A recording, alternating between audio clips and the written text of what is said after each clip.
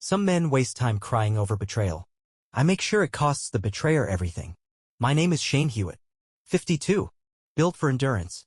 I spent my life in places where hesitation meant death. First, the military, special operations, then private security.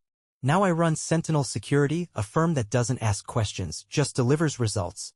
People hire me to fix problems no one else can handle. That's what I do. That's what I'm doing now. Elaine and I had been married for 22 years. We had kids, a home, a life built on discipline. She used to admire that. Now she called it cold.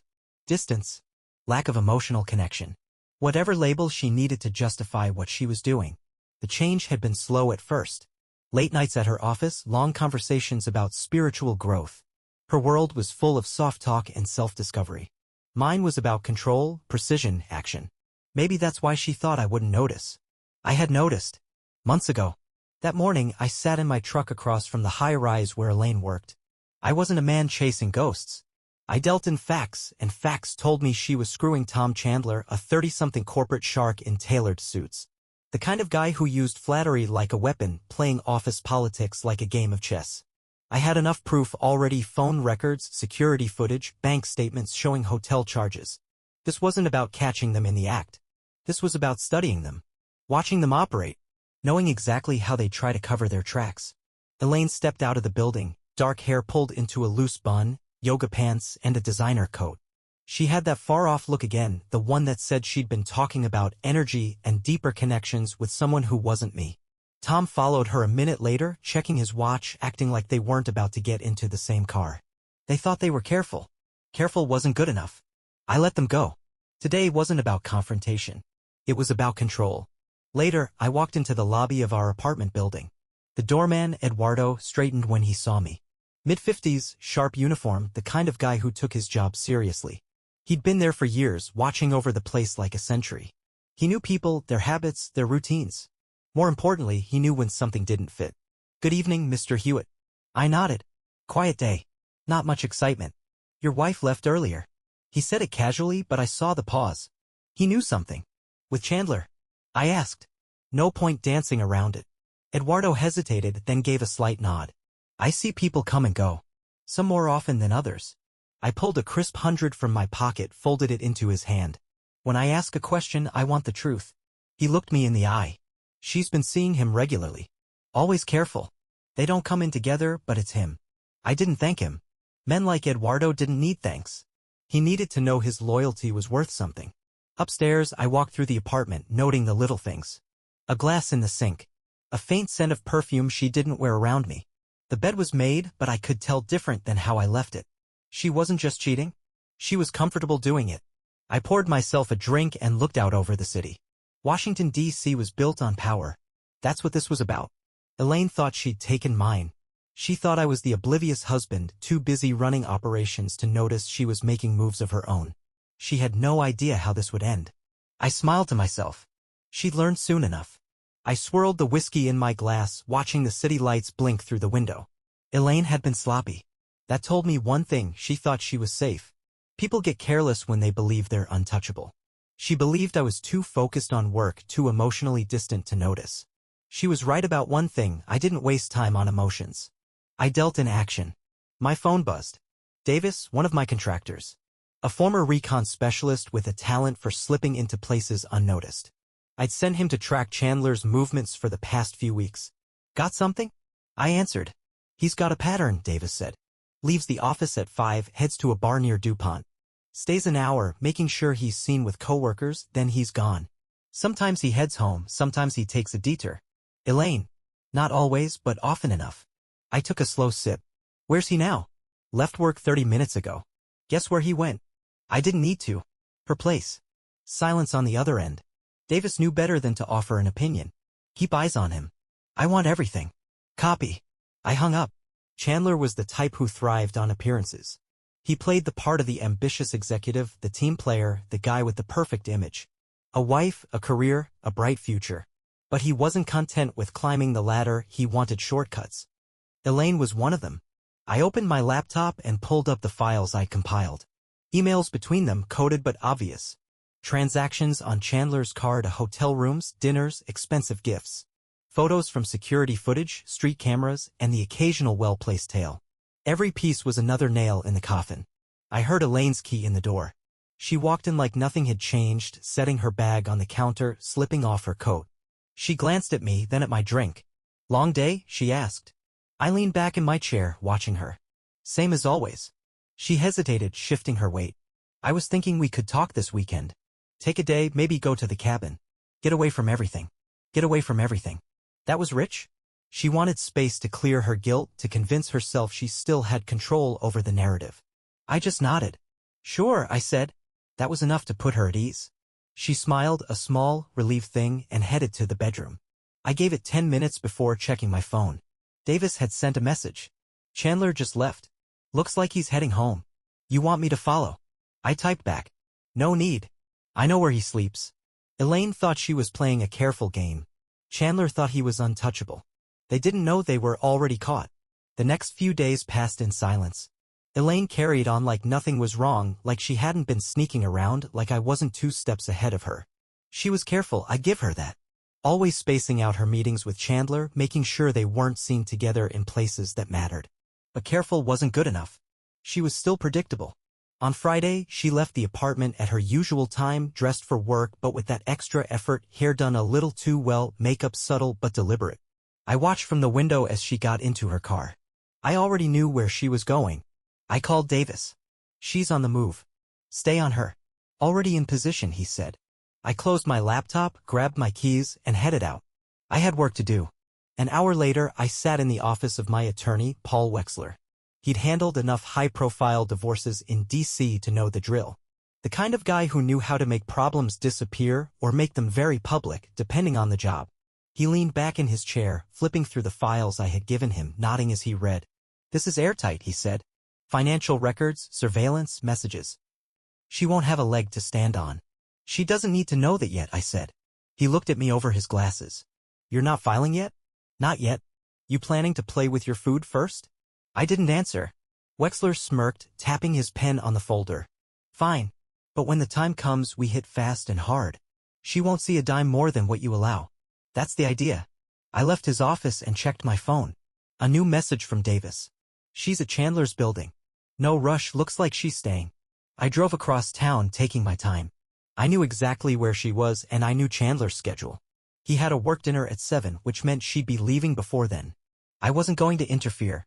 I wanted her to feel safe, comfortable. Let her keep believing she had control. Instead, I went to visit an old friend. The building was an unmarked brownstone, the kind of place that blended in, but inside it was a different story. Will Barrett ran a private intelligence firm, one of the best in the business.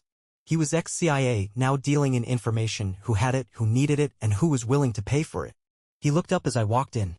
"Hewitt," he said. "Been a while. Need a favor?" "Of course you do." He gestured to a chair. "What's the job?" I tossed a folder on his desk. "Tom Chandler." Barrett opened it, scanning the contents. "Corporate guy.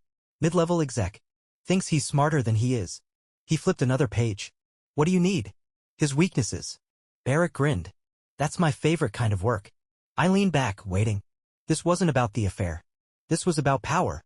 Chandler had something to lose, and I intended to make sure he lost it. The trick was patience. Let them dig their own graves, then hand them the shovel. Barrett worked fast. By the next evening, I had a neatly packaged report on Tom Chandler, and it was better than I expected. The man had ambition, but ambition breeds shortcuts, and shortcuts leave trails. Chandler had been skimming. Not in an obvious way, nothing blatant enough to trigger an audit, but enough to raise eyebrows if someone knew where to look.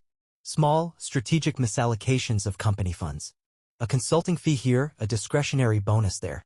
Just enough to pad his pockets while keeping it under the radar. Smart, but not smart enough. He also had a habit of mixing business with pleasure.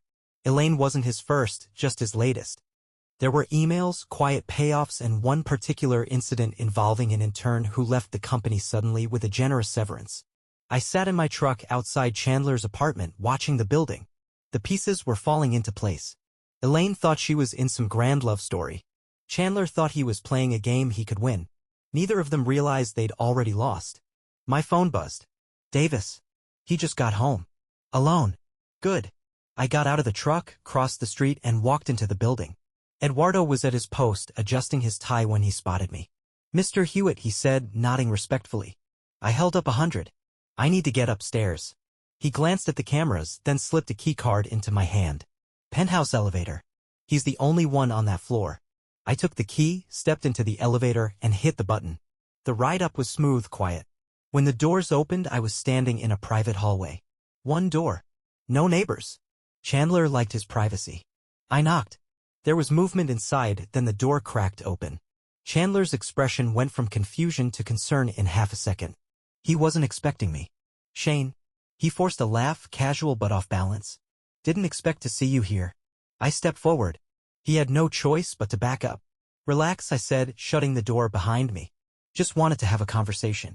Chandler swallowed. Look, if this is about work, we should. This isn't about work. His jaw tensed. I don't know what you think is going on, but... I held up my phone.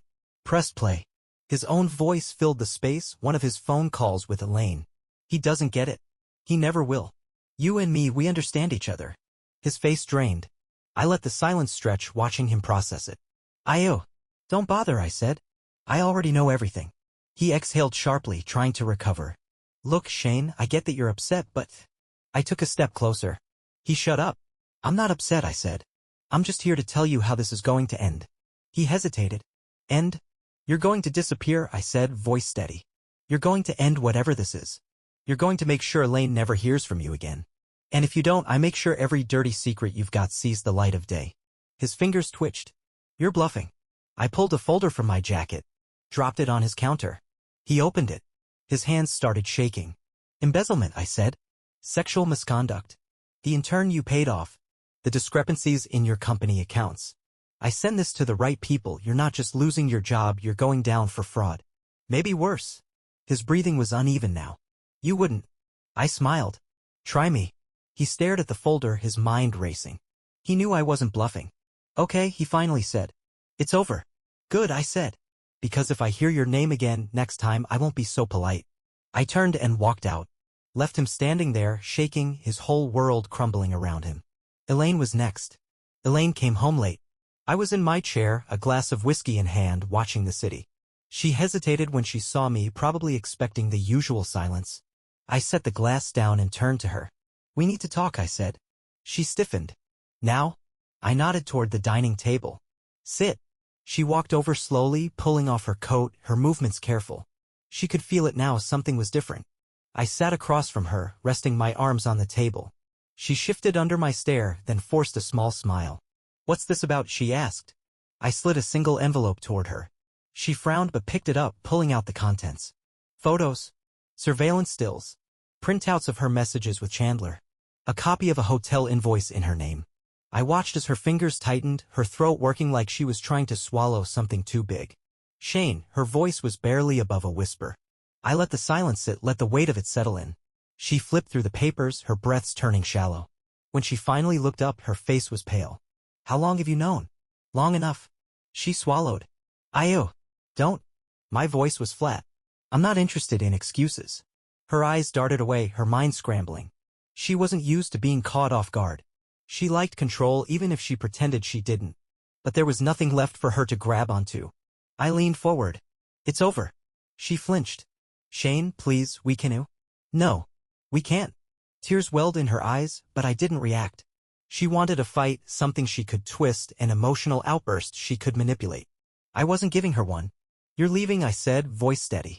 Tomorrow. She shook her head. You can't just. I can, I said. I already spoke to Wexler. The divorce is in motion. You won't be left with nothing, but you're not walking away rich. Her lips parted, but no words came out. She glanced at the papers again, as if she could somehow change what was in front of her. I know about Chandler, I continued, and I also know he's done with you. She blinked, confused. I paid him a visit, I said. Showed him what happens when a man like him oversteps. Her breath caught. Shane, what did you do? Nothing permanent. I let the words hang in the air. But let's just say he won't be answering your calls. A shudder ran through her, and for the first time, real fear crossed her face. You think you can control everything, she whispered. I gave a slow nod. I can. And I do. She sat there, shaking, her carefully constructed world collapsing. She had made her choice, and now she was paying the price. I stood, picking up my glass, taking my time. "Pack your things," I said. "By morning, you're gone." She didn't move. I walked to the window, looking out over the city, my voice calm and final. "You wanted something more," I said. "Now you have nothing." Elaine was still sitting at the table when I turned back. She looked smaller now, like the weight of everything had finally settled on her shoulders. I didn't feel anything about that.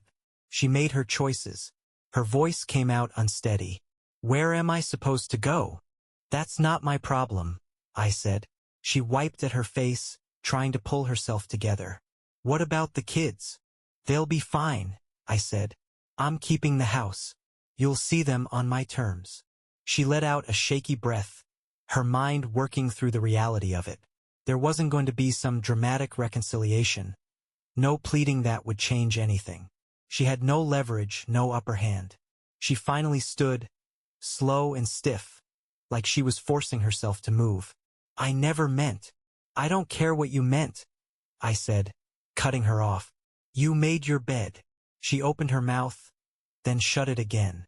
She looked around the apartment, maybe realizing for the first time that she was actually losing it. Then she turned and walked toward the bedroom. I finished my drink. The next morning, she was gone. By noon, the news had started spreading. Not from me, I didn't need to say anything. People notice when a marriage falls apart.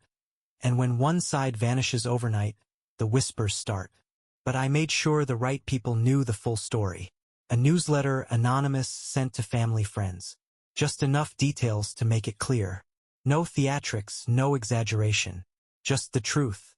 By evening, I got a call from her brother, Mark. He was never my favorite, but he wasn't stupid.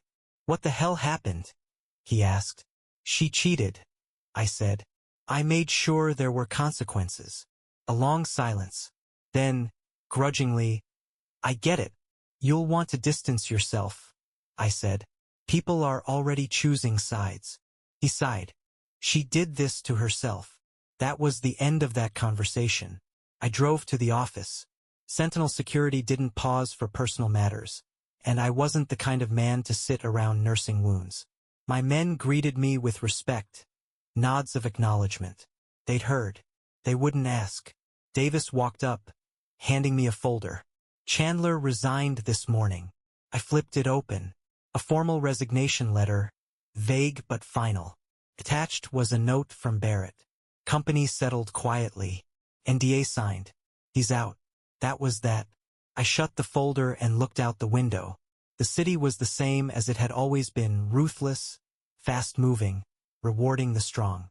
I hadn't lost anything. Elaine had. Chandler had. Some men break when they're betrayed. I wasn't one of them. I turned to Davis. "New contract came in?" "Yeah," he said. "Private security detail in Eastern Europe.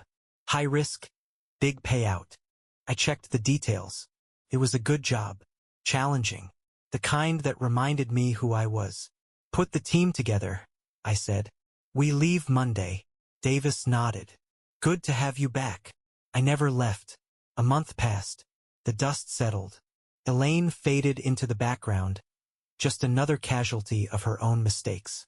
I didn't check where she went. Didn't care. She had no claim on my time, my money, or my future. The kids took it as expected. My son, Ryan, barely reacted. He was 20, in college, already sharp enough to understand the world doesn't owe anyone anything. My daughter, Emma, was younger, 16, still figuring things out.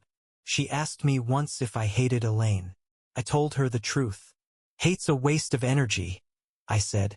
"Your mother made a choice. Now she lives with it." She thought about that for a while, then nodded. She was smart. She'd understand it fully one day. Word about Chandler spread fast. He left the company in disgrace. A quiet resignation that didn't fool anyone. People like him always assume they'll land on their feet, but I made sure his feet had nowhere to land. He sent Elaine a message, one last attempt to reconnect. She called him. He didn't answer. That was the end of that. The doorman, Eduardo, still greeted me the same way every morning. Good day, Mr. Hewitt. I nodded back. You ever need anything, you come to me first. He understood what that meant. Loyalty mattered. Business at Sentinel was thriving. New contracts, bigger deals. The kind of work I was made for. The kind of work that reminded me that power isn't about what you own, it's about what you control. One evening, Mark called again. She's struggling, he said. Thought you should know. I don't need to know, I said. A pause. Yeah. Figured you'd say that. Anything else? Nah. I hung up. Elaine had spent years chasing something, some idea of happiness, fulfillment, whatever new age nonsense made her feel better about her choices. And now? Now she had nothing. She wasn't the wife of a powerful man. Wasn't the partner of an up-and-coming executive. She was just a woman who bet wrong. One night, I walked back into my apartment, quiet, steady. Poured a drink. Looked out over the city. Some men beg for closure. I make damn sure they never need it.